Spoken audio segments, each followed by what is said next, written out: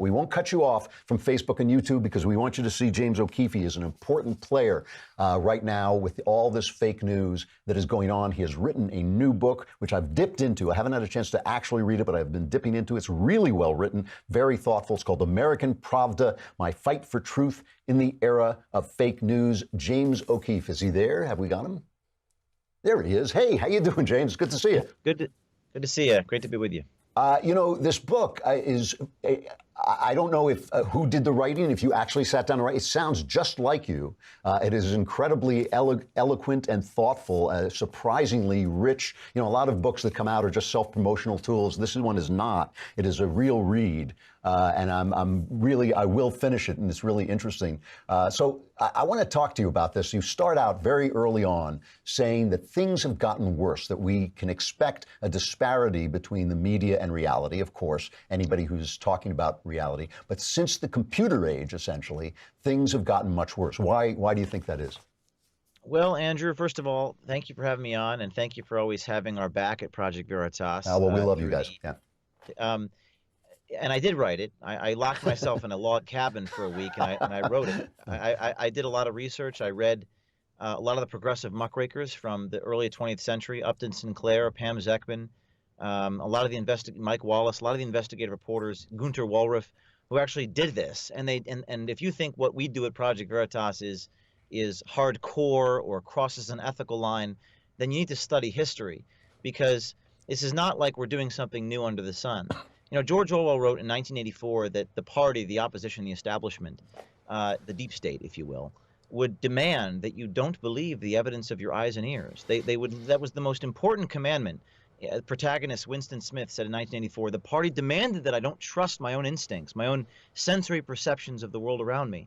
So Veritas is just simply using modern technology to disseminate truth to the people. And the propagandists do not want you to trust your own eyes and ears. There's a great anecdote after the Michael Wolff thing with the quotes in the White House, and the Washington Post reported, quote, there's no evidence to suggest that he did not say the things that he said. Yeah. I mean that logic is so twisted, and it's not, Andrew, it's not necessarily something that the journalism community will say explicitly, we're propagandists, but it's a groupthink that has fostered inside the New York Times. So Veritas smashes the statist narratives with reality, with cinema verite, and we're hated for it. So this book talks about that and about the moral courage required to do it. Why has it gotten so bad? Why, leaving Trump aside right now, because Trump has upped the ante by fighting back. But at the same time, they were calling Bush Hitler. They were calling Mitt Romney one of the nicest people who ever ran for president. He was a dog killer and he killed some woman. They have really been out of control for quite a long time. Why is it so bad? That is what this book really dives into. It goes into some history, some philosophy, and some modern media, a treatise on modern media. A couple reasons. First of all, it started with Ben Bradley with Kennedy. They were lapdogs. They were sharing pieces with JFK before it went to print. And then Watergate happened, and journalists stopped pursuing truth for fact's sake and started pursuing power. They wanted to become powerful. They have a Woodward and Bernstein hero complex. They're still talking about Richard Nixon. And something happened in the 80s and 90s with the consolidation of media. Media became, there's like 6 companies that control all the information. Not to sound like Noam Chomsky, but there's some truth in that media don't want to challenge the sort of prevailing orthodoxy, the narratives. And then you have journalists who got so cozy with their sources that they're unable to burn their sources. So when we investigated Twitter this past week, it was a big story. It was a big story. Twitter is one of the most powerful companies in the United States, along with Google and Facebook. But the sort of TechCrunch, BuzzFeed, these communities were afraid to make a phone call to Twitter to ask, because they didn't want to burn their friends. So you have this sort of system-supported propaganda mechanism that's just getting bigger and bigger, and whenever anybody actually challenges it, you are systematically destroyed, targeted, called a racist. I could talk for an hour about this, but when I first got started in my career, I went into Acorn, and I exposed my friend and I posed a pimp and prostitute, and Acorn shut down. Congress defunded Acorn. Journalists eat your heart out. That was a result that most people won't achieve in their lifetime. And the Washington Post did a front page story, and they said O'Keefe's motivated by this because he doesn't like black people. And I never said that. And you know what, Andrew? The Washington Post had to print a retraction. That was a Pulitzer Prize-winning reporter, Carol Lenning, printed a retraction, and nobody knows about that. So it's just, I think it's just a moral courage that's required to fight this fight. And I want to talk a little bit about, if I can, with you about what that's about, because I think Well, there's a lot of things to talk about there. let me ask you this. We're talking, of course, to James O'Keefe, the guerrilla journalist of Project Veritas. His book is American Pravda, My Fight for Truth in the Era of Fake News. I've always, I believe I've said this to you privately, you have to be a little bit insane to do what you do. I mean, it is a kind of mad thing to walk into these places. And it does, I agree with you, it does require courage. Let me ask you this, though. Is there a drawback that you will be always playing gotcha and never getting in-depth stories? This is the one thing that concerns me, that our guys are always, you are a guerrilla journalist. You are doing something that needs to be done because you are up against a monolithic corporate media. There's just no question about it, and you have made tremendous strides doing that. But is there a danger that you'll always be in a position of just saying, oh, I got you to say something damning, instead of getting rich, deep stories like the New York Times is capable of doing when they try? Well, unfortunately, it's gotten so bad in our country that if they were doing their jobs, there wouldn't be a need for people like me. But there's sort of a sacred cow. I think Matt Drudge said something like that in 1998 when Isikoff spiked the Lewinsky story. With great power comes great responsibility.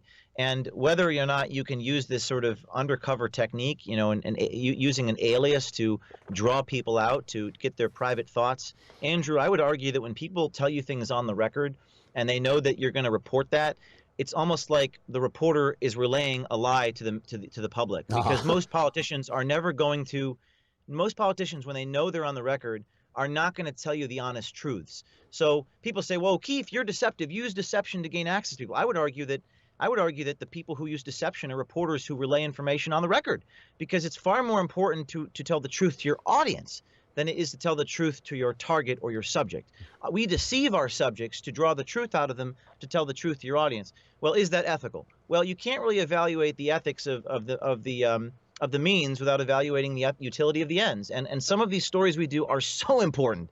The story we just did on Twitter, where they're literally rewiring human democracy by not allowing your tweets to show up on your friends' timelines if they don't like you. I can't imagine a story more vital to the public interest than that. And the most important thing for a journalist to do is to tell the truth to the people. And if you look at history, Upton Sinclair and, all these people, I've been reading and I'm like, oh my, it's like I'm reading, they went through hell. Upton Sinclair was attacked by the media for a year because he was challenging them and they were jealous of him and he was an independent. So it's just like a little bit of history repeating, Andrew. But undercover work is essential. Tell me some of the things. I mean, we've talked about this privately. So tell me some of the things that they have done to you to try and shut you down. And again, I don't want your audience to think I'm self-aggrandizing here, or that I'm No, but it's arrogant. pretty amazing. They've gone to some pretty spectacular lengths. It's amazing what we, my team, it's not just me, have been through. I was on probation for 3 years. I went to jail. I sat inside of a senator's office. I opened the door. It was broad daylight. I didn't break into it. I just walked in and I sat down and I said, "What are you here for, sir?" And I said, "Well, I'm waiting for someone," when I wasn't actually waiting for the person I had in mind. So they prosecuted me under a misdemeanor. I spent 3 years confined to my home in New Jersey and had to do hard labor. I've been sued 20 times. I've been indicted. I've actually been had criminal grand juries subpoenas issued to me in New Hampshire twice. Currently, I'm being sued for $1 million. I appear in federal court next week for exposing the Hillary Clinton campaign people. I have the New York Attorney General threatening my tax-exempt status, the California Attorney General sending me a correspondence audit letter, and I got 5 billion, that's bravo, 5 billion negative media impressions in the month of December for our one of our undercover reporters got burned at the Washington Post. And you face all this flack and all this hatred. I mean, they hate us. I mean, it's visceral. And I believe in, I got 50 people on my team now. And I told my team that, that we're like the Death Star. The more they shoot at us, the bigger that we get. And as long as you have the courage to continue, what are they going to do? Kill me? Okay, but they're not going to kill me. But what are they going to do? Okay, they're going to put me in jail? Well, then I didn't do anything illegal, so they're just going to make me a martyr. So the most important thing you do is that you keep going. And it's that sort of will to win. And Andrew, let me just say one more thing before you ask the next question. I think the conservative movement, and I think the Republicans, I'm really concerned about the people that you and I would think are our allies, because I think they are afraid of the flack they will get if they stand up for their own principles. Because when you do this, and you do it well, you will be viciously and savagely assaulted, and you will be maligned by people on your own side. So really, it's not, the question is not. So why is that? Yeah, because the question is not, do you know how to be effective? The question is, do you have the will? Why is it?